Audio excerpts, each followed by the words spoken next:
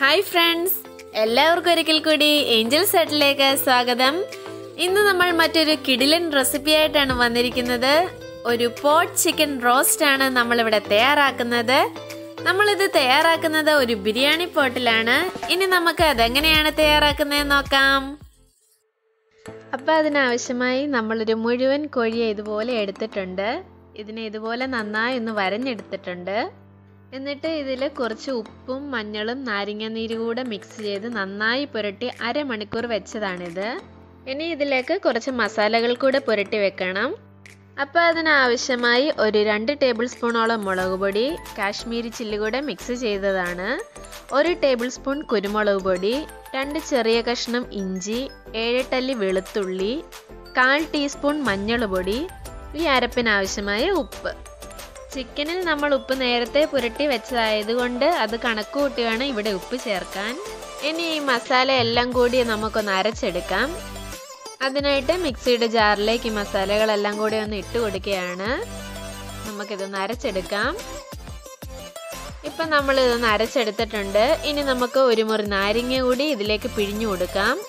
നമ്മൾ ഈ അരപ്പിൽ വെള്ളം ചേർക്കുന്നില്ല, അതിന് പകരമായി 2 ടേബിൾ സ്പൂൺ വെളിച്ചെണ്ണ ചേർത്ത് കൊടുക്കുന്നുണ്ട്. ഇതിവിടെ ചേർത്ത് നന്നായി ഒന്ന് മിക്സിയിൽ അടിച്ചെടുക്കാം.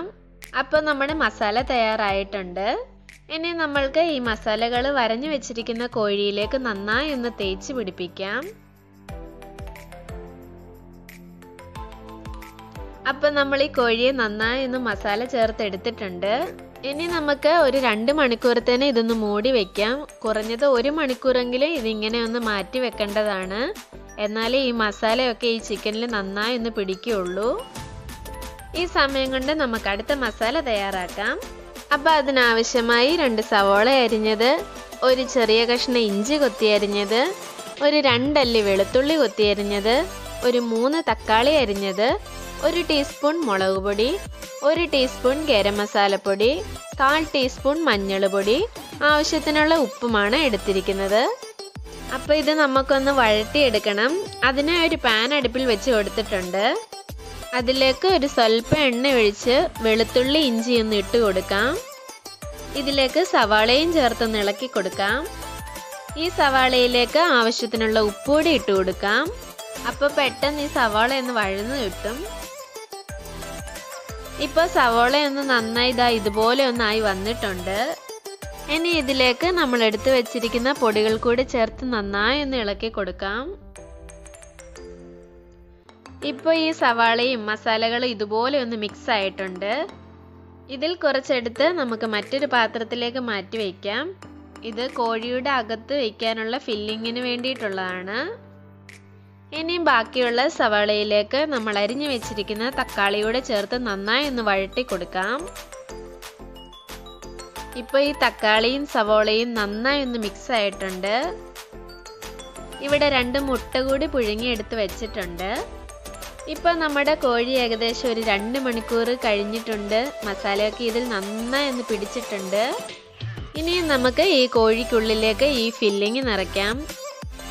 അതിനായി ഇതിനുള്ളിലേക്ക് മുട്ട വെച്ച് കൊടുക്കുകയാണ്. നമ്മൾ മാറ്റി വെച്ചിരുന്ന സവാള വഴറ്റിയതോടെ കുറച്ച് വെച്ച് കൊടുക്കാം. 1 മുട്ട കൂടെ വെച്ച് കൊടുക്കാം. ബാക്കി സവാളയെ ഇതുപോലെ ഒന്ന് വെച്ച് കൊടുക്കാം. ഇവിടെ ഇതുപോലെ കുറേ ഈർക്കിലുകൾ എടുത്തിട്ടുണ്ട്. ഇനി ഇതുപോലെ ഇളകി പോകാതെ ഇരിക്കാൻ ഈർക്കിൽ വെച്ച് ഇതുപോലെ ഒന്ന് സെറ്റ് ചെയ്തെടുക്കാം. നിങ്ങൾക്ക് നൂലിട്ടാണെങ്കിലും കെട്ടിക്കൊടുക്കാവുന്നതാണ്. ഇപ്പോൾ ഇതുപോലെ ഒന്ന് ചെയ്തെടുത്തിട്ടുണ്ട്. ഇനി ഇത് നമ്മൾ തയ്യാറാക്കാൻ ഇവിടെ ഒരു ബിരിയാണി പോട്ടാണ് അടുപ്പിൽ വെച്ച് കൊടുക്കുന്നത്. ഇനി ഇതിലേക്ക് കുറച്ച് വെളിച്ചെണ്ണ ഒഴിച്ചു കൊടുക്കുകയാണ്. എണ്ണ ചൂടായ ശേഷം നമുക്ക് ഈ കോഴിയെ അതിലേക്ക് ഇട്ട് കൊടുക്കാം.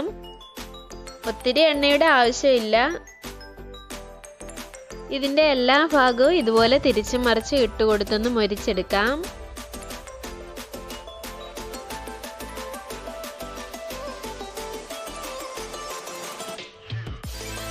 ഇപ്പോൾ ഇതുപോലെ എല്ലാ സൈഡും ഒന്നായി വന്നിട്ടുണ്ട്. ഇനി നമുക്ക് വഴറ്റി വെച്ചിരിക്കുന്ന മസാല ഇതിലേക്കൊന്ന് ചേർത്ത് കൊടുക്കാം. ഇതിൻ്റെ എല്ലാ ഭാഗത്തും ഇതുപോലെ ഒന്ന് ആക്കി കൊടുക്കാം.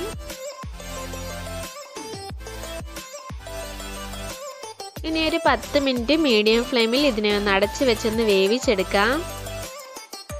10 മിനിറ്റ് കഴിഞ്ഞ ശേഷം അടുത്ത വശം മൂടി വെച്ച് വേവിച്ചെടുക്കാം. അതിനുശേഷം മറ്റ് സൈഡുകളും 2-3 മിനിറ്റ് തിരിച്ചു മറിച്ചിട്ട് നന്നായി ഒന്ന് വേവിച്ചെടുക്കണം. ഇപ്പൊ നമ്മളുടെ ചിക്കൻ ഇവിടെ റെഡി ആയിരിക്കുകയാണ്. ഉപ്പും എരിവും ആ തക്കാളിയുടെ ഊറിയ മധുരവും ചേർന്ന് നല്ലൊരു ടേസ്റ്റാണ് ഇതിന്. ചിക്കൻ ഇഷ്ടപ്പെടുന്ന എല്ലാവർക്കും ഇത് ഇഷ്ടപ്പെടും. ഇത് ചപ്പാത്തിയുടെ കൂടെയോ പെറോട്ടയുടെ കൂടെയോ കുബൂസിന്റെ കൂടെയോ എന്തിന്റെ കൂടെയോ ഇത് കഴിക്കാൻ നല്ല ടേസ്റ്റാണ്. അപ്പം നിങ്ങൾ എല്ലാവരും തീർച്ചയായിട്ടും ട്രൈ ചെയ്ത് നോക്കണം. ഇഷ്ടപ്പെട്ടെങ്കിൽ തീർച്ചയായിട്ടും ലൈക്ക് ചെയ്യുക, ഷെയർ ചെയ്യുക, കമന്റ് ചെയ്യുക. ഇതുവരെ ചാനൽ സബ്സ്ക്രൈബ് ചെയ്തിട്ടില്ലെങ്കിൽ സബ്സ്ക്രൈബ് ചെയ്യുക. സോ നെക്സ്റ്റ് വീഡിയോ നമുക്ക് വീണ്ടും കാണാം. ബൈ.